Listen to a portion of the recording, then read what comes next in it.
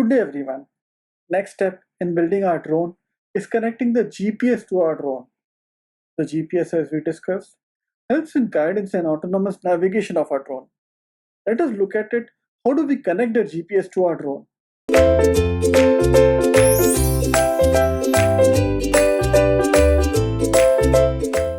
Unlike the receiver's wire antenna, the GPS receiver's antenna tends to be either a duck antenna or rectangular and relatively flat. Some GPS units have an integrated antenna. In either case, the GPS antenna should be mounted at the top of the drone, so satellite signals are not blocked. Mounting a rectangular antenna is normally done using a double-sided tape, and mounting a duck antenna usually involves drilling a mounting hole. If the duck antenna connects directly to the flight controller, no additional mounting is needed. At this point, you should have your complete multi-copter build assembled and wired, except for the propellers. Usually, GPS module should be connected to the flight controller's UART interface. Almost any free UART can be used. I don't recommend using a soft serial UART for the GPS connectivity. Connection is pretty simple.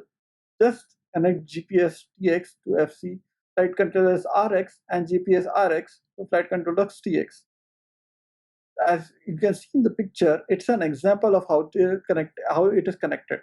Setting up the GPS and Betaflight configurator is easy. Just follow these steps. In the Ports tab, set the GPS sensor input to the UART port where the GPS is connected.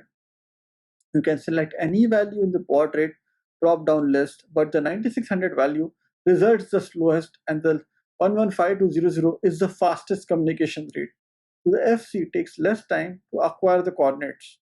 If you select auto, then the baud rate will be set to 57,600.